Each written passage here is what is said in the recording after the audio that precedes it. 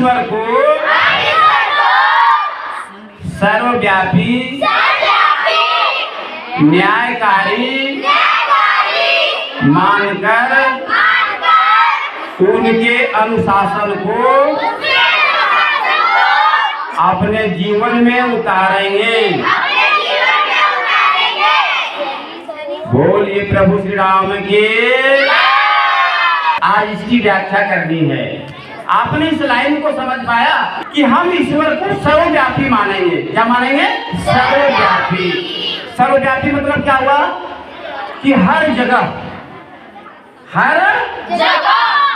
अब नहीं है, क्योंकि जिसके पास ताकत ज्यादा होता है गांव के लोग उसको परेशान भी करते हैं। कोई लोग करते हैं कि नहीं? अब उसको कुछ नहीं सूझा, जमीन भी छीन लिया, मारपीट भी किया, और वो जाता है थाना। थाना में दारोगा साहब से वो कहते हैं कि देखिए मैडम या मैम, हमारे साथ ये सब जुर्म हुआ, सो हमारा मदद करिए। अब वो क्या करते हैं, दारोगा साहब पूजा भी करते हैं, घर में ले ले पूजा भी। मान लिया आप दारोगा वहां जाइएगा, क्या भगवान का पूजा नहीं करिएगा? तो पूजा आप कर रहे हैं, लेकिन वहां क्या होता है कि जब वह व्यक्ति पहुंचता है तो कहता ठीक है, हम उसको बुलाते हैं, और उसको बुलाते हैं और बुलाकर पूछते हैं कि तुम्हारे विरुद्ध कंप्लेन आया है, क्या तुमने ऐसा किया है? तो कहता हाँ सर, किए तो जरूर हैं, किए तो जरूर है, लेकिन हम पैसा लाए 50,000। कितना लाए हैं? 50,000। इसको रखिए और आप चुप लगा दीजिए, बस जमीन सब हड़प नहीं। अब कहाँ जाएगा? केवल पुलिस नहीं, बहुत जगह पर घूस सकता, कर्मचारी भी लेते हैं घूस, लेते हैं कि नहीं? अफसर भी लेते हैं कि नहीं? लेकिन सभी नहीं लेते हैं, अच्छे इंसान घूस नहीं लेते हैं। आप बताइए, आप पैसा ले लिए और ले करके आप सोचा से जाने दो ना, मेरे पास तो 50,000 ज्यादा हो गया, आप 50,000 रुपए में हम अपना बाल बच्चा को बढ़िया स्कूल में पढ़ाएंगे, हम कपड़ा बढ़िया बनाएंगे, हम जेवर बढ़िया लाएंगे, हम अपना काम करेंगे। अब बताइए बच्चों, उन्होंने अच्छा काम किया कि गलत किया? लेकिन ऐसा हो रहा है कि नहीं हो रहा है? क्यों हो रहा है? यही प्रश्न है। इसी का समाधान इस अध्याय में है। क्यों हो रहा है? क्योंकि उसको विश्वास है कि ईश्वर जो है सिर्फ पूजा करने के समय रहते हैं, बाकी समय ईश्वर हमने जो 50,000 लिया सो भगवान ने नहीं देखा है। बच्चों, अगर व्यक्ति को यह बात का विश्वास हो जाए कि भगवान हमेशा नहीं रहते हैं, सब जगह नहीं रहते हैं, तो आदमी गड़बड़ करेगा कि नहीं करेगा? अगला क्या कहते हैं? न्यायकारी मानकर, सर्वव्यापी न्यायकारी मानकर। न्यायकारी का मतलब क्या होता है? कोई जानते हैं न्यायकारी का मतलब क्या होता है? हाँ तो भाई जो जानते हैं, कोई बच्चे नहीं जानते? बोलिए, खड़ा हो जाइए। एक बार जोरदार तालियां। बच्चों देखिए, आप क्या पढ़ते हैं अपने स्कूल में ये तो आप जानिए, लेकिन आपके अंदर बहुत ऐसी चीजें हैं जो अभी सीखना बाकी है। आपको सीखना चाहिए। क्या करना चाहिए? और सीखने के लिए आए हैं और आप सीख रहे हैं, कोई बात नहीं, सीखते जाइएगा। जो जो सीखते जाइएगा आपके दिमाग में बैठते चला जाएगा। न्यायकारी का मतलब होता है कि न्याय करना, जस्टिस करना। उसी के लिए जज बैठते हैं। जज बैठते जानते हैं ना, वकील साहब सुने हैं नाम? जज साहब नाम सुने हैं? वो लोग, जज का मतलब होता है उचित और अनुचित को ध्यान से सुनना, देखना, समझना और उसको फैसला सुनाना, है ना। अगर आप मान लीजिए झगड़ा करते हैं तो कोई बच्चा आता है सर जी के पास, मैम के पास, तो क्या कहते हैं? मैम देखिए ना, इसने हमको मारा। क्या कहते हैं? तो मैम या सर उसको फैसला करते हैं कि नहीं करते हैं? तो क्या करते हैं वो तुरंत उसको मारने लगते हैं कि पूछते हैं? वो जानना चाहते हैं कि सचमुच में मारा है कि नहीं, और मारा है तो गलती किसकी है। ये जो फैसला सुनाते हैं, जो न्याय करते हैं, इसी को कहते हैं न्याय। और जो न्याय करते हैं उचित, उसे कहते हैं न्यायकारी। समझ गए कि नहीं? तो ईश्वर न्यायकारी हैं, मतलब फैसला अच्छा करते हैं। आदमी के जीवन में बहुत सारा दुख आता है और सुख भी आता है। तो जो दुख आता है तो दुख जाता है तो लोग कहाँ जाते हैं? जब डॉक्टर के पास जाते हैं, मान लो कि बीमार पड़ गए, कहाँ जाते हैं? जाते हैं कि नहीं जाते हैं? वैद्य के पास जाते हैं। तो उसके बाद भी अगर ठीक नहीं होता है तो क्या करते हैं? कहाँ जाते हैं? अगर डॉक्टर से इलाज कराते कराते थक गया तब व्यक्ति कहाँ जाता है बताइए? भगवान के पास। आपने बोला, एक बार जोरदार तालियां इनके लिए। क्या नाम है? निकेश गुप्ता। निकेश गुप्ता। सही बात बताए। अभी देखिएगा हर जगह और हमेशा से सभी लोग यही करते हैं, जब अपने से कोई समस्या कोई उलझन ठीक नहीं होता है तो भगवान के पास जाते और जाना चाहिए। अगर नहीं जाएंगे तो आप क्या करेंगे बताइए? बहुत से लोग तो क्या करते हैं, जो भगवान को नहीं मानते हैं, समस्या से उलझ जाते हैं और आत्महत्या भी कर लेते हैं। करते हैं कि नहीं? आत्महत्या नहीं करनी चाहिए, कभी नहीं करनी चाहिए। भगवान पर विश्वास करना चाहिए कि न्याय देर सवेर होगा, मेरा भी फैसला होगा। अगर आप स्कूल अगर देरी नहीं आवे तो शिक्षक आपसे पूछेंगे, डांटेंगे कि नहीं डांटेंगे?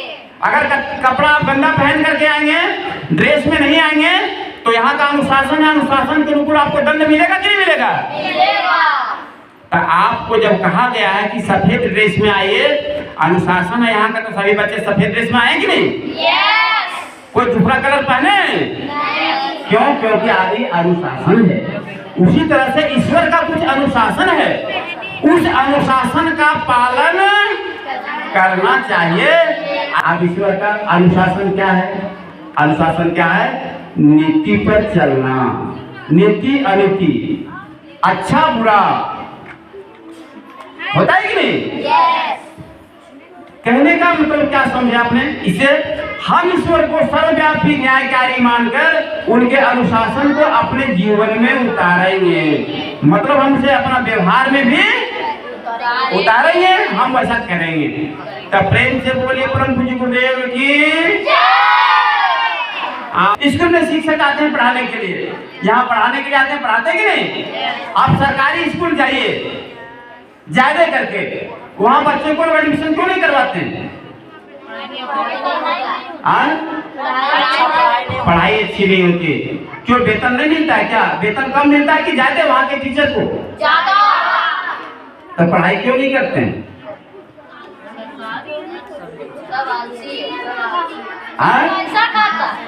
क्या हुआ? कहने का मतलब है कि उन्हें लगता है कि हम जो कर रहे हैं जो भगवान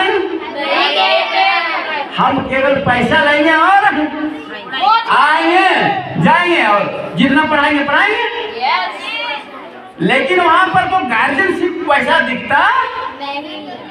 अब हॉस्पिटल में क्या होता है? सरकारी हॉस्पिटल में लोग इलाज क्यों नहीं कराते हैं? वहां भी डॉक्टर को लगता है कि भगवान नहीं देखते हैं, अरे नहीं इलाज करे। अपना प्राइवेट में क्लिनिक खोल करके चलाते हैं कि नहीं चलाते हैं? वही डॉक्टर अलग से क्लिनिक भी चला रहे हैं, तो उनको लगता है कि भगवान देखते नहीं। इस कारण से बहुत सारी समस्याएं पैदा हो रहा है मेरे देश में, विदेशों में और हर जगह। तो अपने कर्तव्यों को पालन करने के लिए श्रीमद् भगवत गीता लिखी गई है, बताई जाती है, और आपको इसे विज्ञान के युग में भी बहुत जरूरी है। जरूरी है कि नहीं जरूरी है? कितना आप विकास कर लीजिए, लेकिन आपको विकास मनुष्यों के अंदर में दिखने के लिए, व्यवहार में दिखने के लिए कुछ तो जानना पढ़ना समझना पड़ेगा कि नहीं पड़ेगा? तो जो पढ़ लिख के डॉक्टर इंजीनियर प्रोफेसर ऑफिसर बन गए, उनको भी गीता पढ़ना चाहिए कि नहीं पढ़ना चाहिए? बोलिए प्रेम से प्रभु श्री राम की, प्रभु श्री कृष्ण की। बच्चों, इसीलिए अध्यात्म की आवश्यकता है। मनुष्य को अपने जीवन में कितना बड़ा अवसर बन जाए, लेकिन भगवान से जोड़ करके रखना। संसार में जितना भी रिश्ता है, कितना रिश्ता है? भाई का रिश्ता है, बहन का रिश्ता है, पड़ोसी का रिश्ता है, नाना चाचा फूफा दादा दादी, सब रिश्ता है कि नहीं? सब रिश्ता रखिए, लेकिन एक रिश्ता भगवान से भी बना के रखिए। जब कोई रिश्ता काम नहीं देगा, उस समय भगवान का रिश्ता काम देगा। बच्चों, यह रिश्ता एक तरफा तो जरूर है। एक तरफा का मतलब है कि हम उसको रख रहे हैं, हम उनके पास जा रहे हैं कि नहीं, लेकिन बहुत ही उपयोगी है। बड़े बड़े उलझनों को बड़ी आराम से सुलझा देंगे। जब व्यक्ति बहुत सारा उलझन में रहता है ना, तो भी वह उलझन बड़ी आसानी से सुलझ जाता है। जब भगवान को से आप रिश्ता बना के रखते हैं तब। इसलिए एक रिश्ता हर व्यक्ति को अपने भगवान से बनाना चाहिए। वो बनाना चाहिए कि भगवान, आपके सामने मैं हाथ जोड़ता हूँ, मैं जो भी करूँगा वो अनिति का काम कभी नहीं करूँगी या करूँगा। मतलब गड़बड़ काम कभी हमेशा भगवान से एक बात का रिश्ता जोड़ कर रखिए कि हम गड़बड़ काम बस। अगर आप इतना रिश्ता जोड़ लिए तो भगवान फिर आपके लिए हो गए और आप भगवान के लिए हो गए, है कि नहीं? आइए छोटा सा 2 लाइन का भजन। आज के दिन में, खासकर शनिवार के दिन में, आपका सांस्कृतिक कार्यक्रम सनातन संस्कृति पर आधारित आपके विद्यालय में हो रहा है। आपके लिए सौभाग्य की बात है। बहुत ही सी जानकारी है जो आपको विद्यालय में पढ़ाई जाएगी और पढ़ाई जाती रहती है हर स्कूल में, लेकिन आपको अध्यात्म से संबंधित बहुत कुछ जानने का अवसर आपको मिल रहा है। यह अवसर आपको हर जगह मिलने वाला नहीं है, तो इसका फायदा आप लोग उठाइएगा। कुछ ऐसा सवाल, कोई ऐसा प्रश्न मन में अगर हो अपने सनातन संस्कृति से संबंधित, तो आप अपने चिट्ठा में लिख करके लाइएगा, ठीक है, और यहाँ दीजिएगा। हम उसे समझने का प्रयास करेंगे। आपको हम बता रहे हैं, अपना जितना ज्ञान विज्ञान मेरे पास है, हम आपको समझाने का प्रयास करेंगे। इससे क्या होगा, आपको बहुत सारी समस्याएं का समाधान निकल जाएगा। जैसे अभी हमने आपको कहा था कि एक व्यक्ति को एक पिक्चर में दिखा रहा था कि कहा था कि आपके भगवान की पत्नी को अपहरण कर लेता, आपका भगवान में शक्ति कहाँ है? आपको हमने समझाया कि भगवान वास्तव में विष्णु भगवान है। ये क्या है, विष्णु भगवान के स्वरूप में है, और इन्होंने सारी शक्ति होने के बाद में भी ये मनुष्य की तरह जी करके दिखाए, और उन्होंने रावण की दुर्गति भी करके दिखाए कि नहीं दिखाए? छोड़ दिए क्या? छोड़े क्या? छोड़े क्या? सारा आपको जानकारी में कहीं कुछ त्रुटि रह जाए तो आप सवाल जवाब करने के लिए आप लिख करके लाइएगा। आपके समस्याओं के, आपके उलझनों को समाधान करने का हम प्रयास करेंगे। बोले प्रेम से एक भगवान के। आइए, आप सबों के लिए सबका जीवन उज्जवल हो, सभी निरोग रहें, सभी स्वस्थ रहें, ऐसी मंगल कामना करते हुए महामृत्युंजय मंत्र की 3 आहुति श्रद्धापूर्वक समर्पित करेंगे। ओम त्र्यंबकं यजामहे सुगंधिं पुष्टिवर्धनम् उर्वारुकमिव बन्धनान् मृत्योर्मुक्षीयमामृता स्वाहा। इदं महामृत्युंजय इदं नामम्। यज्ञरूप प्रभु हमारे भाव उज्ज्वल कीजिए, छोड़ देवे छल कपट को मानसिक बल दीजिए, प्रभु मानसिक बल दीजिए। बोलिए कि भगवान की जय। बच्चों, आज एक थोड़ा सा जानकारी बीच बीच में हमको दीजिएगा। आप लोग कितने बच्चे हैं जो अपने घर में अपने अभिभावक को पैर छू करके प्रणाम करके आए? हाथ उठाइएगा। जो बच्चे अपने अभिभावक को पैर छू कर प्रणाम करके आए, हाथ उठाएंगे। चलिए ठीक है, हमने देख लिया। कुछ बच्चे भूल रहे हैं, है ना? याद करिएगा, जो भूल गए हैं ना, जब अभी जाएंगे वापस में, तो आपको क्या करना है? पैर छू करके प्रणाम घर लेकर के अपना प्रायश्चित मिला लीजिए कि आप यज्ञ किए हैं। आज आशीर्वाद आपको विशेष रूप से मिलता है, इसलिए बड़ों का चाहिए घर आए, घर पे जब भी आइए प्रणाम करके, और शनिवार के दिन तो जरूर प्रेम से बोले गायत्री माता की, यज्ञ भगवान की, वेद भगवान की, भारतीय संस्कृति की, सत्य सनातन धर्म की। एक बनेंगे, एक बनेंगे, हम सुधरेंगे, हम बदलेंगे, धर्म की, धर्म की, यह धर्म का प्राणियों में विश्व का, बोलिए युगाधिपति महाकाल की। वंदे वेद मातरम, वंदे देव मातरम, वंदे विश्व मातरम। ओम शांति समाप्ति।